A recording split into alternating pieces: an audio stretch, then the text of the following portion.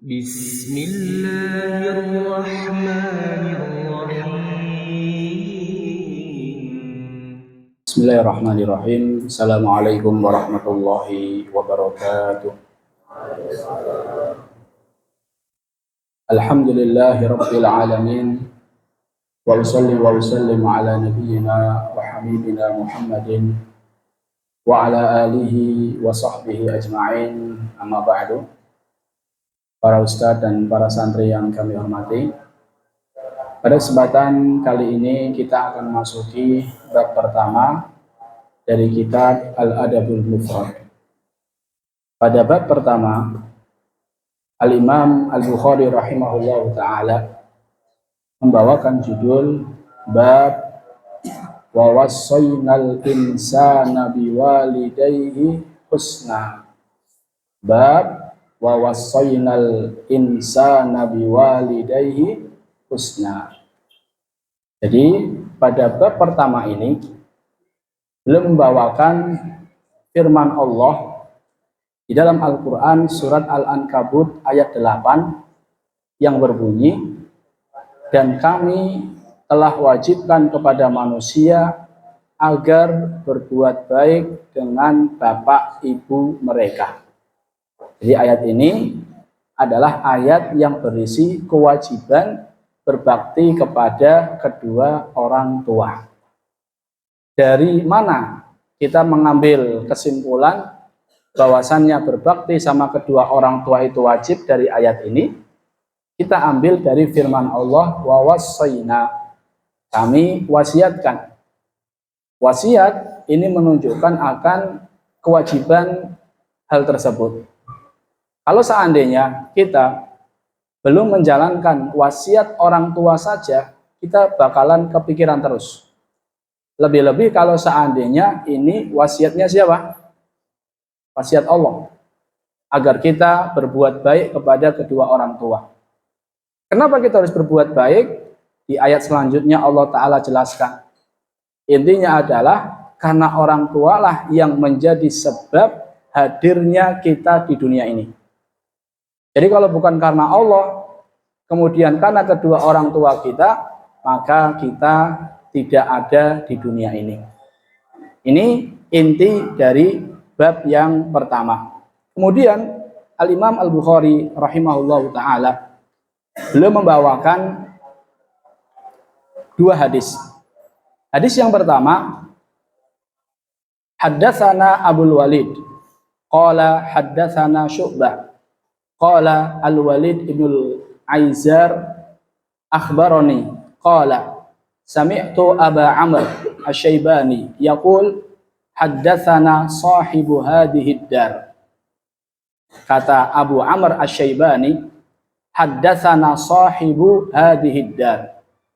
Pemilik rumah ini menceritakan kepadaku sambil Abu Amr ini menunjuk ke sebuah rumah. Wa auma biyadihi ila dari Abdillah. Dan dia menunjukkan tangannya ke rumahnya Abdullah.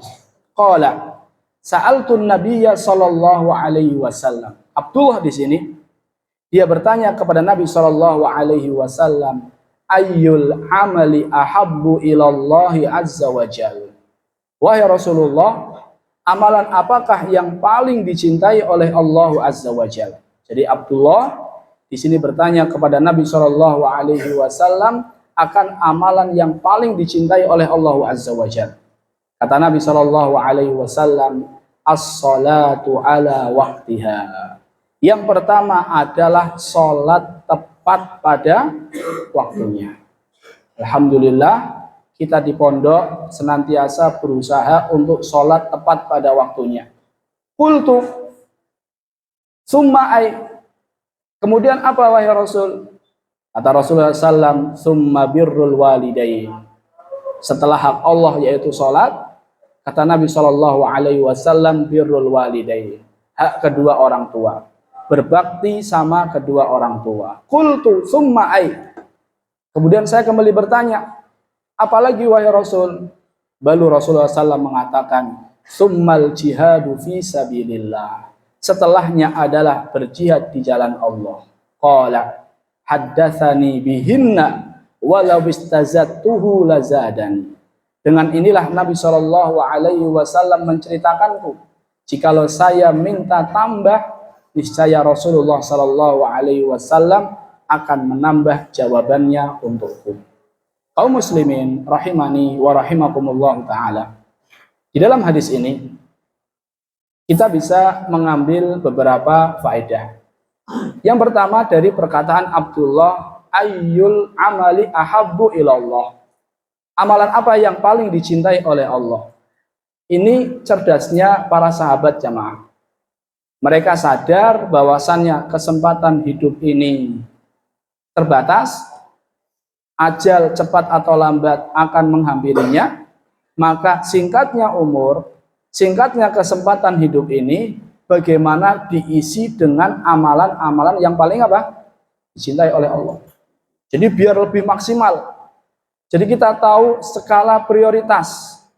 Mana yang harus diprioritaskan? Amalan itu kan banyak. Kita berusaha untuk mengisi dengan amalan-amalan yang paling dicintai sama Allah. Ini para sahabat. Ya pengen tahu apa saja sih amalan yang paling dicintai sama Allah.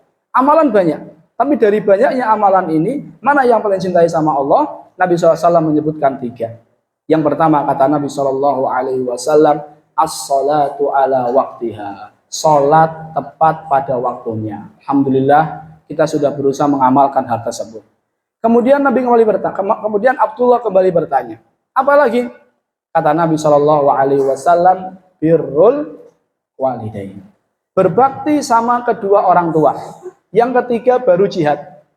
Berarti Nabi menyebutkan jihad dulu atau berbakti dulu? Berbakti dulu. Kata para ulama ini menunjukkan akan betapa agungnya berbakti. Sampai disebutkan di urutan kedua sebelum Nabi menyebutkan di urutan ketiga, yaitu berjihad di jalan Allah. Bagaimana bentuk berbakti kepada kedua orang tua? Bentuk berbakti kepada orang tua itu caranya banyak.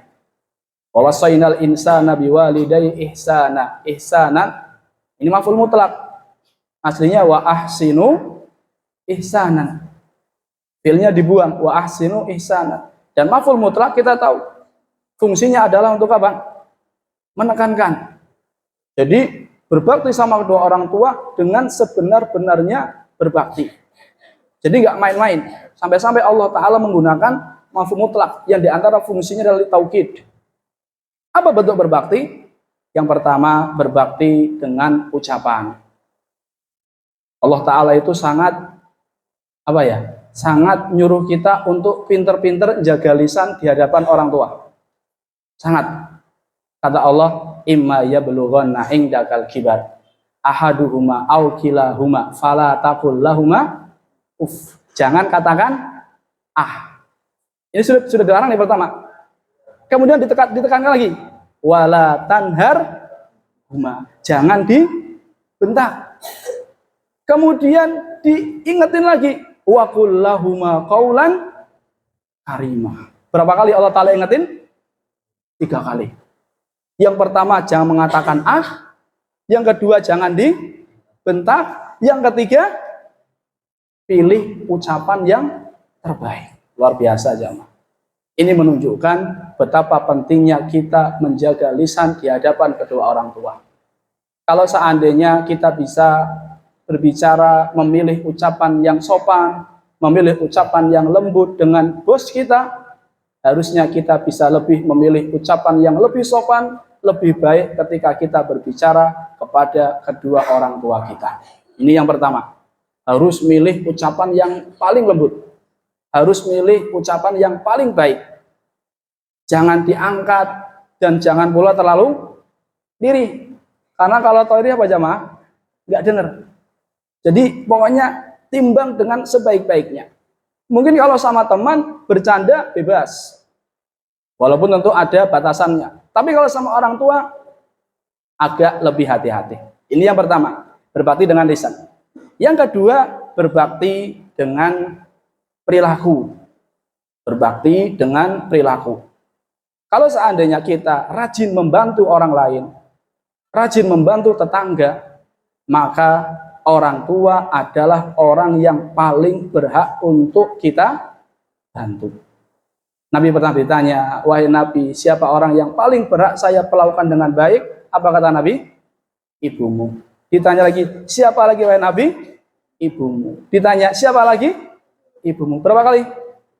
3 kali. Baru yang keempat, bapak. Jadi ternyata yang paling berhak mendapatkan perilaku baik dari kita adalah kedua orang tua kita. Ini yang kedua, perilaku. Yang ketiga adalah dengan wajah yang berseri-seri.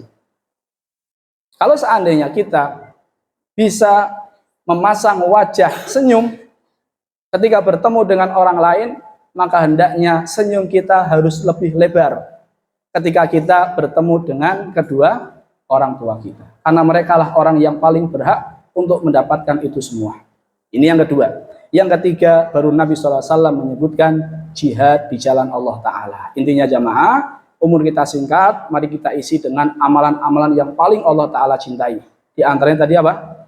Sholat tepat waktu. Yang kedua, apa? Berbakti sama kedua orang tua. Yang ketiga, berjihad di jalan Allah. Wallahu ta'ala alam bisawab. Barangkali hanya ini yang saya sampaikan. Terima kasih atas perhatiannya. Mohon maaf atas segala kesalahan. Semoga Allah Ta'ala memberikan kita taufik untuk bisa berbakti kepada kedua orang tua dengan sebaik-baiknya. Subhanakallahumma bihamdika asyhadu an la ilaha illa anta astaghfiruka wa atubu ilaik. Assalamualaikum warahmatullahi wabarakatuh.